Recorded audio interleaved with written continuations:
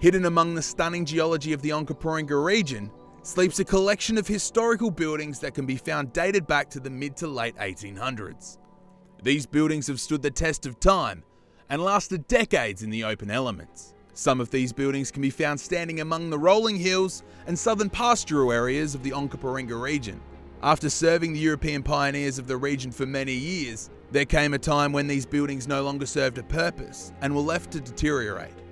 Fortunately, some of these buildings have found passionate community members who have seen potential in restoring and repurposing these buildings. Come with us on an historical journey to meet 3 ambitious owners who have transformed derelict buildings into stunning practical spaces that can be enjoyed for many more years to come. This is the 2020 City of Onkaparinga Virtual Heritage Tour.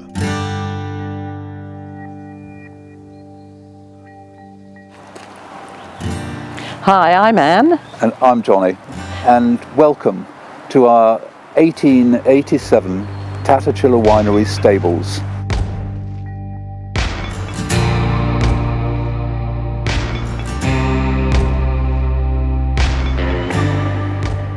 It all started in 2015 when we came down to McLaren Vale looking for a weekender, and we walked onto this wonderful 2-acre block and into the stables.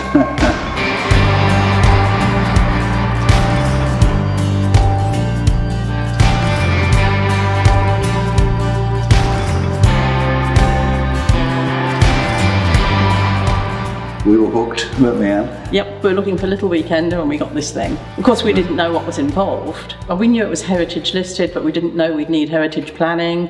We knew we needed an architect. That was about it. Yes. We knew what we wanted, and then the journey began.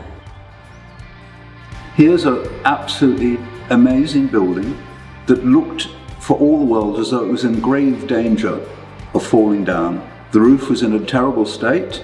Sun and rain and all sorts of things were coming through there. Pigeons. Pigeons, yes, for sure. And we felt that we could save it. Part of the fun and excitement is actually being able to achieve that goal, to save this place for many, many years to come, I think. Yeah. So through here, we've got what we call the cosy room. And one of the most exciting moments was when a complete tin cover on that window frame there fell off, or at least I pulled it off, and we discovered that we had a beautiful view. But at that stage, we were much lower down, so we could hardly see through the window, and the builder suggested that we raise the floor, and it's worked really well. Getting the plans through council was actually faster than people had led us to believe. All the way along, I mean, we met Andrew very early in the piece, and he gave us advice even before we got started. Yeah. And he helped us along the way. When it came time to doing the windows, he said something that he said quite frequently, which was this had to end up being a home. So they would make any accommodations that they could to help us change it from a stable to a home. Working with the Heritage Council was actually a lot easier than I thought it was going to be. We accepted when we bought the place that we couldn't change anything from the street. So anything that was visible from the street, we knew we couldn't change. One of the wonderful features of the building is these beautiful Oregon trusses. And for a while it looked as though we were not going to be able to keep them, mainly because they're too far apart for modern building standards. However, we struck lucky and found a wonderful engineer, Ron Selth, and he gave us a certificate of adequacy. They're adequate to hold the roof up and so on. Well, they've done that for 100 and something years. We are surprised that they couldn't continue to do that. Very early in the piece, it was explained to us that whatever we did had to be done with the original materials, and anything that was original had to be treated in its original way. Anything that we added had to be clearly new. Yes. So anything that was added anywhere couldn't be added in an old style, it had to be a completely new style. So where you see something new, it's evidently new, it's not pretending to be old. Like this shelving behind us, that was made from the fascia boards that went all the way around this building, and that was beautiful timber, but it had to be replaced. And wow, it's made making furniture with it ever since. But coming to the council, I think if you're going to go into a project like this, before you do it, find out what the council are going to say about what you can and can't do. There's no point going into it wanting certain things and they're not going to be compliant with what the council requires. And at the end of the day, the council's, I think, probably trying to do the best that they can to retain the visual history, so passers-by see what it was actually like, not some modern rendition of it. So I would say find out what you can and can't do, go in with your eyes wide open, which I think we did. And if you do love an old building, and you should be respectful to the old building, let it talk to you. And I think if you do let the building talk to you, then you're not going to have many run-ins with the Heritage Council, because it's in their best interest as well to be in sympathy with the building. Take advice, do take advice. Go out and have a look and see what people have done with similar things. I think that would be my advice. I think the council will work with you, not against you, if you let them.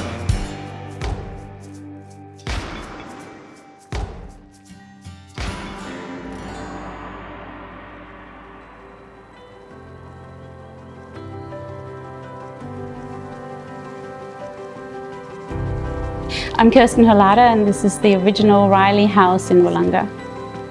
The original cottage was built in the 1840s, early 1840s, by an Irish labourer family that were involved in the slate mines, and in that road there were really a series of 4 Irish cottages that had Irish labourers living in there. And the thing that attracted me about the cottage really was that it's rare for those types of residences to be restored and written about and kept in memory, because usually it's wealthy settlers, who are remembered. And for me, it's fascinating to actually touch a piece of history that belonged to basic labourers, and the idea of, they were some of the first settlers in this area, and they would have come here when there was nothing, and they really built this cottage with their bare hands and very basic tools, and that's what I found fascinating. So we lived in the Riley house we bought it in 2011 and renovated the cottage and built an extension and lived there until 2019.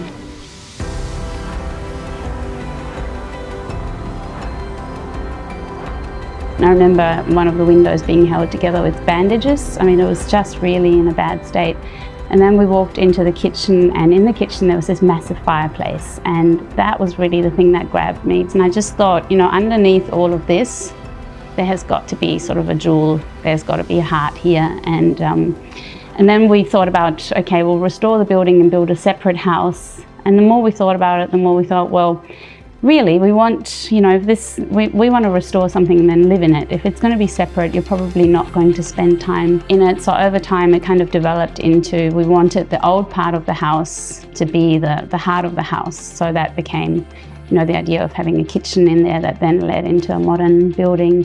And I think that was the key. That was, really, I think the best thing that we did, because it created a home, and you cannot build something like that new. You can't recreate that feeling. Tried to change as little as possible, and where we did change things, we tried to sort of show what was there before. So we left some of the cornerstones exposed. We also put in these honesty windows. The laundry walls were rendered in mud, and instead of just covering them with lime render, because we couldn't leave them where we were, we left a little honesty window over one section so that you could actually see what it looked like before. And they've turned into some of the nicest features in the house that people comment on and love. The process with the council heritage department was fantastic. It was really great. Some of the best ideas for building the extension came from the heritage architect. There was a limestone workshop that was put on by the council. There was a dry stone wall building workshop. I did all of those workshops. That was really helpful. There actually weren't as many restrictions to restoring the building as I expected. It was really keeping the external part of the cottage in its shape. But I think that ultimately, if you have keeping heritage alive at heart, then there aren't really, I didn't find there were any hurdles working with the council. If anything, we worked with a number of architects and builders and really struggled with the design for the extension, and it was the heritage architect at the council that actually came up with the best solution.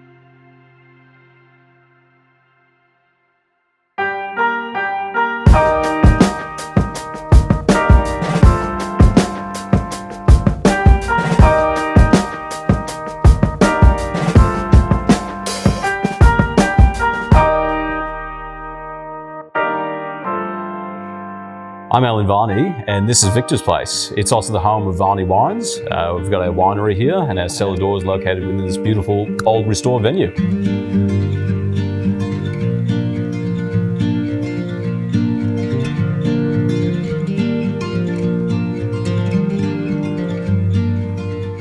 I was a winemaker in McLaren Vale for over a decade. Worked at a few places over there, and I'd lived in Port Noarlunga with my wife Catherine.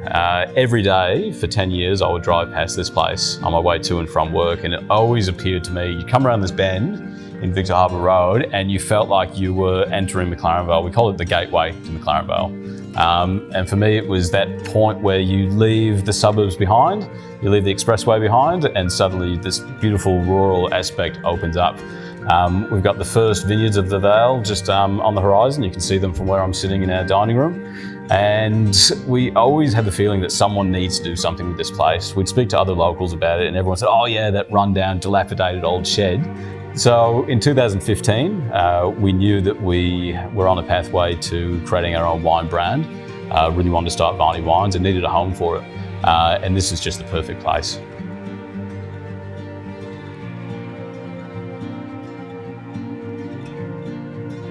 We knew we had this amazing vision. We knew what we wanted to achieve, we knew where we wanted to go with it, but we didn't know how to make it possible. Where do you go from a dilapidated old, a derelict shearing shed that was built in the 1870s with no power, no sewerage, no utilities whatsoever, to a fully functioning restaurant, commercial kitchen, winery, there's a brewery built here as well. We didn't know how to get to that end stage. We went to council. We put together a bit of a rough plan of what we had in mind, and we were amazed at how much support we received.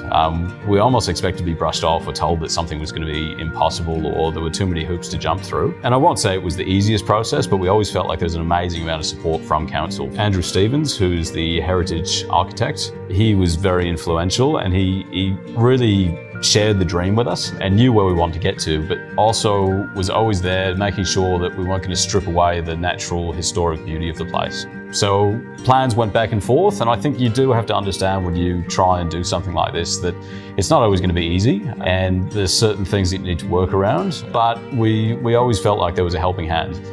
There were hoops to jump through, but we were sort of told how to jump through them.